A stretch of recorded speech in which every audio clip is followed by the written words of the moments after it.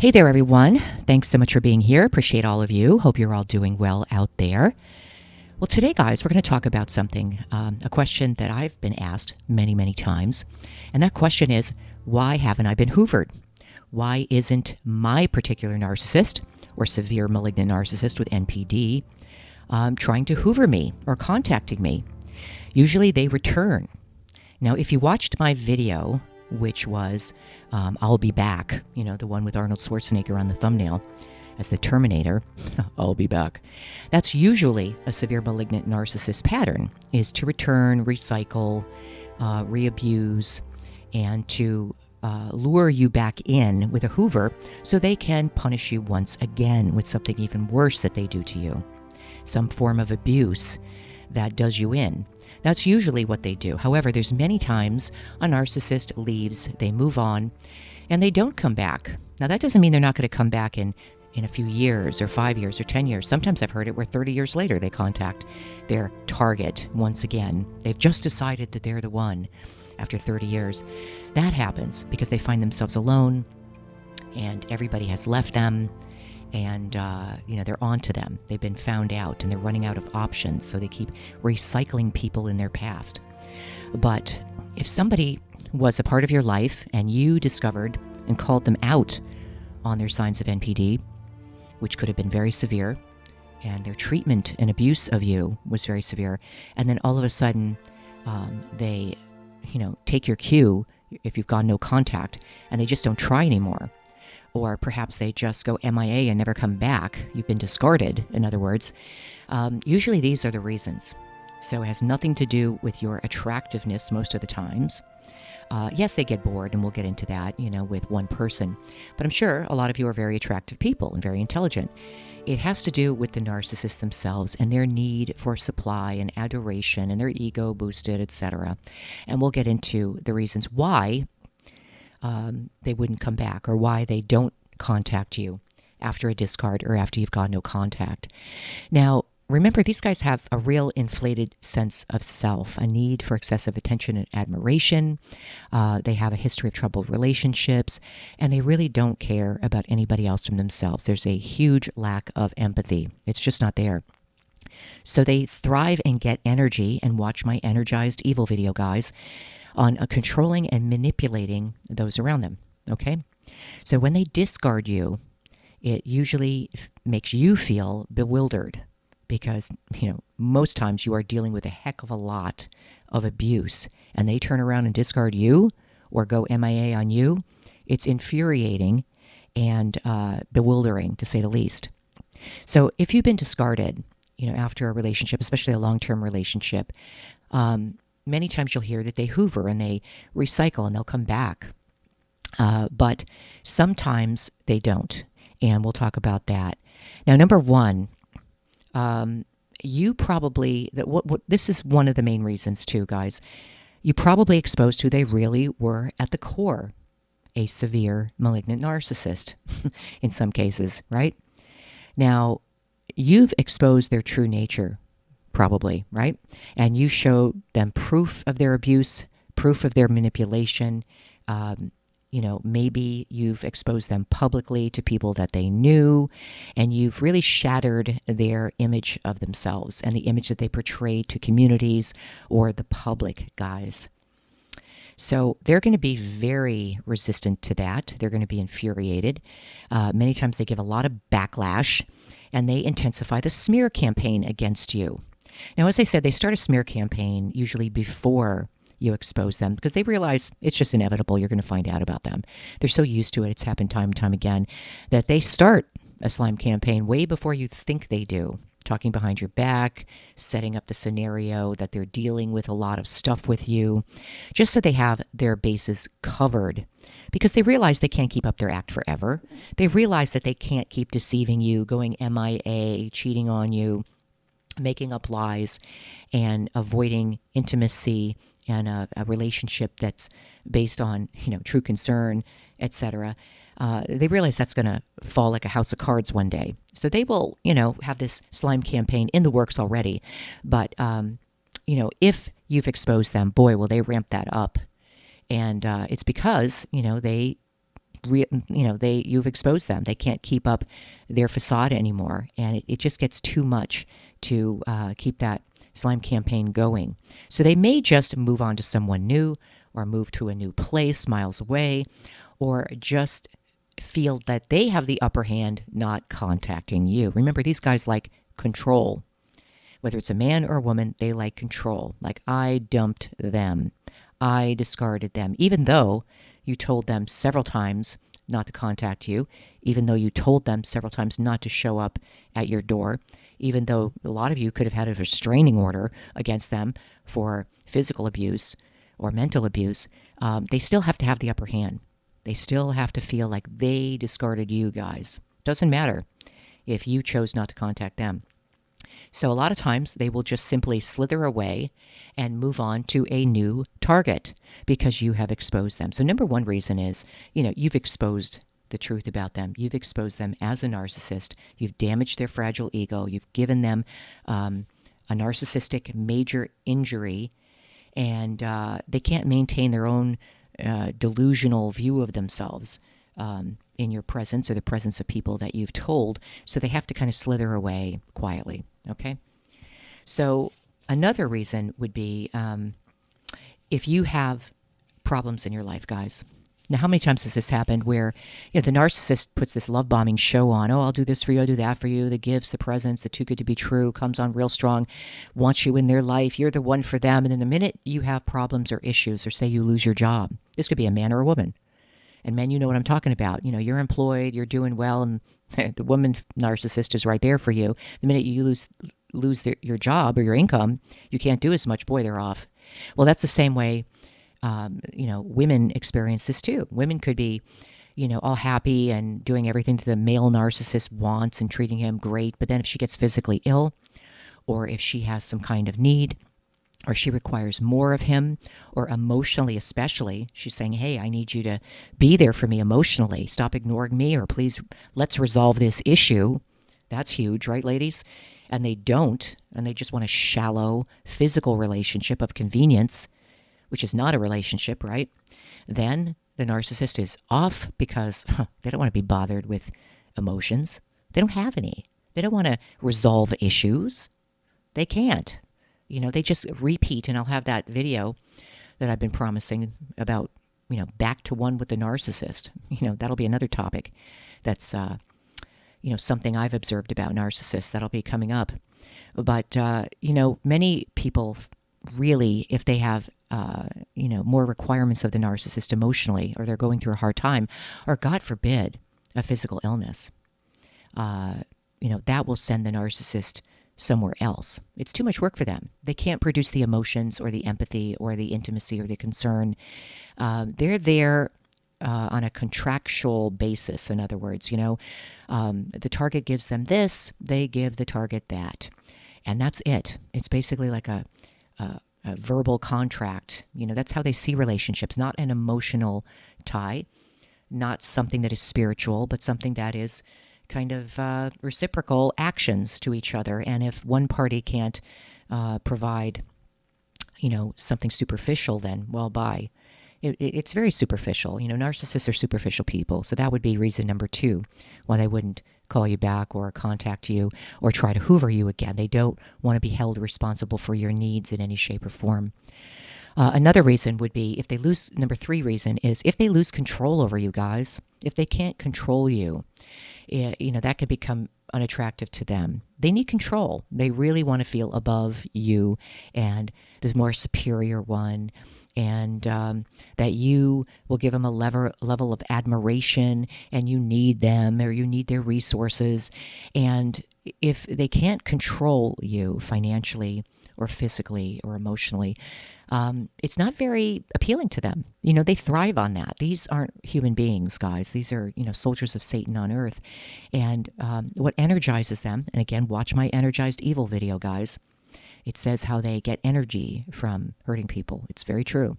If they can't get that juice from you, if they can't get that adrenaline or energy from abusing you or controlling you or being superior to you or having you beg for basics or their time or the truth, just simply begging for the truth on a lot of things or answers or resolution on an issue, Think of all the things you have to beg for with these types. I mean, it's definitely not worth it, right? So if they lose control over you, if they can't control your emotions, if you just simply go no contact or don't care anymore, and they don't feel that sense of control that you need them all the time, or you want answers from them all the time, or you're begging them for their time, they lose interest because they're not getting energized anymore. They have to abuse to get energy. So that's another reason. That's reason number 3. Number 4 is excessive emotional neediness. A lot of times narcissists are attracted to you because they feel that, really they can get what they want with very little return. You worship them, make them feel good about themselves, you idealize them. But if you need emotional support, if you need to have your ego stroked somehow, if you need emotional support in any shape or form, or somebody to help you build your confidence, they're not there. They see you as too needy if you want answers on something. They see you as too needy if you want the truth, if they're lying, if you see through their lies, and you say you can't tolerate that. They see you as too needy. I mean, they don't want to give the truth. That's going above and beyond what they can give, right?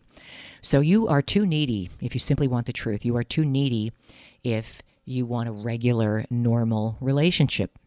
These guys aren't capable of it.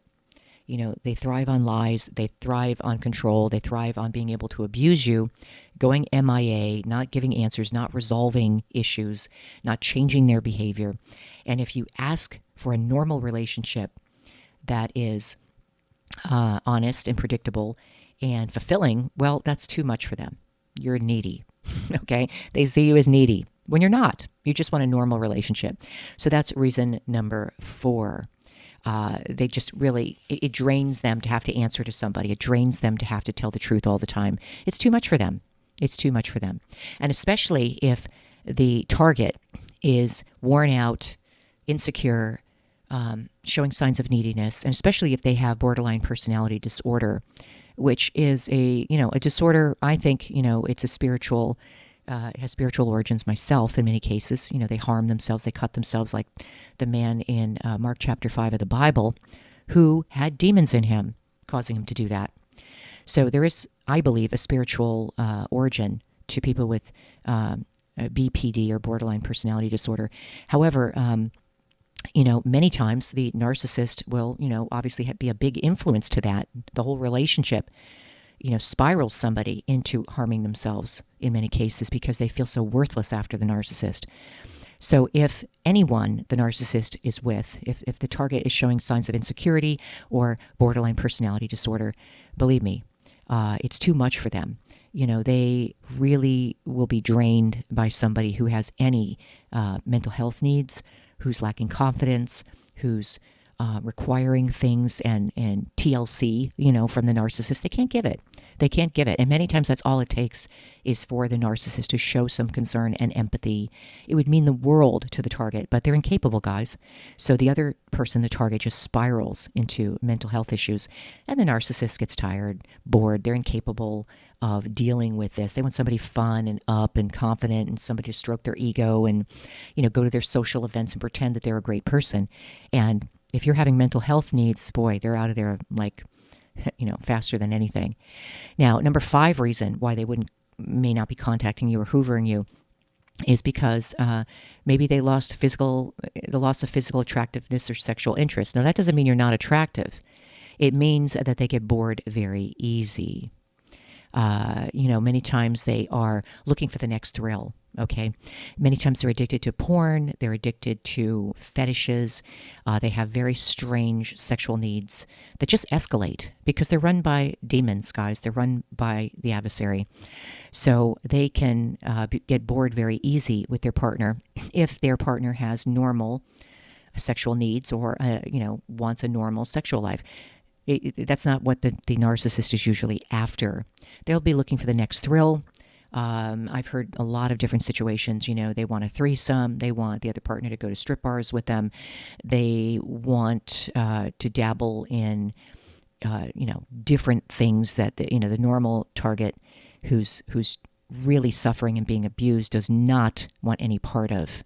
So in that case, many times, yes, the narcissist will move on to somebody who seems more exciting, to somebody who may seem more open to their fetishes and their warped sexuality and their demonic possession in that area, so to speak. They have very perverted tendencies and a lot of strongholds in that area. The Jezebel spirit, guys, remember that. It's the Jezebel spirit many times, among other demons that are controlling them to lust for different things. And so that's why, you can't take it personally if they move on or they are not pursuing you. It's a combination of all these things. It's not usually just this issue. So don't be hard on yourself. A lot of you, like I said, you could be a Victoria's Secret model. You could be extremely attractive. Doesn't matter. They are energized by very sinful behavior and things that may not be normal to anybody. So you don't want to be a part of that. Just feel that you are spared in that area. So many targets agree to sexual behavior that is sinful, not what they want to do. They do it to please the narcissist. I've heard this so many times, and it just really does a number on them. It is asking the target to go above and beyond, and it's not what God wants you to do. So just feel that you have been spared if they have taken off on you or moved on. It's a blessing to you, believe me. Now, the sixth reason why they may not be contacting you or hoovering you is a fear of retaliation or retribution. Now, you might have, the secrets that other people don't about the narcissist. And the narcissist is always worried that you're going to expose them publicly, that you might seek revenge or retaliation. And so they cut all ties so that doesn't happen. They may feel that you're dangerous in that area because you know too much, that you might ruin their reputation, and they have to have that control over their lives that no one is going to expose them. They might become unhinged, God forbid, if people know what they're really like. Okay? So they're going to try to steer clear of that. They may move to a different area, thousands of miles away, start a new job.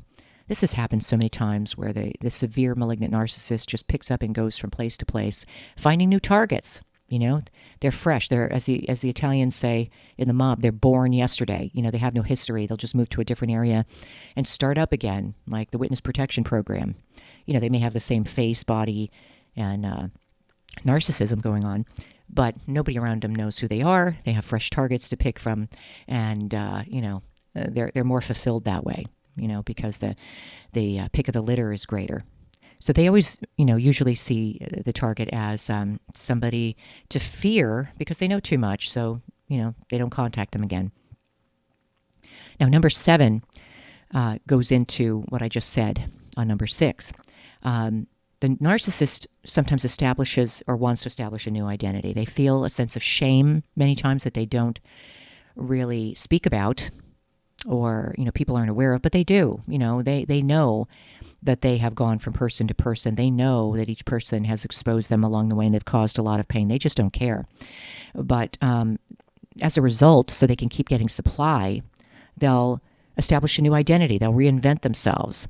They'll leave their old life, like I said in number 6. They'll leave their old relationships, their connections, because they don't want to be reminded of their sins. They don't want to be reminded of what they've done to people or the destruction that they've caused. Or they don't want to wake up every day and realize that, 25 people have blocked them on social media, in that area where they live. They have to remain, the pillar of the community. They have to remain somebody to be admired and somebody that people look up to, and they want to, be, the head of the social groups, etc. So, hoovering an ex would kind of, remind them of what they did, and the whole memories of being exposed, etc. And they don't want to be reminded of that, so they will many times reinvent themselves somewhere else. And as you know, they don't divulge much of themselves during the love bombing phase. They will just concentrate on the target and luring them in for supply. So wherever they are, wherever they move to, wherever they relocated to, they're starting fresh. They have new targets in abundance. Nobody knows who they are or what they did thousands of miles away. Now, the severe malignant narcissist that I knew who was a pillar of the community in my area, that put on this facade, but who terrorized so many people, and especially terrorized me for many years. They packed up and moved to a completely different state in the United States. So I heard. I don't know this for fact, but I believe so. And, I fear for those people in his community because they have no idea. And the narcissist will never, offer that information up front of what they did and, their horrible reputation other places. They're just going to say very little about themselves. And each target will have to put the pieces together themselves when they themselves are abused and terrorized by this particular severe malignant narcissist. So I hope this was helpful, guys. Beware of anybody, who has had multiple addresses all over. Yeah, they could have been with the military or the Air Force or something. But a lot of times, you may want to just take your time. Main thing is take your time. Ask questions. Don't just answer questions. Ask questions of the narcissist and make sure those answers make sense. And always pray when you meet somebody. Always pray to the Lord to reveal the truth about somebody. That's what we haven't done so many times, guys. So I hope this was helpful. Let me know what you think in the comments. Let me know if this has happened to you, if your narcissist just did not hoover you ever and took off. And, that is a blessing in disguise, guys. You don't want the cycle of being recycled by a severe malignant narcissist. It just reopens you to more abuse and triggers you greatly. So count it as a blessing if they haven't done that. Please let me know what you think. And also, if you need prayer, please put your prayer requests in the comments below. And if you would like one-on-one Christian guidance, please email me at angelhavenministry@gmail.com, and I will write you back on how to do that. Make sure you give it a thumbs up if you like this video and you found the content helpful. Also, follow on Facebook, Rumble, X, and Quora, guys. And I will see you next time. God bless.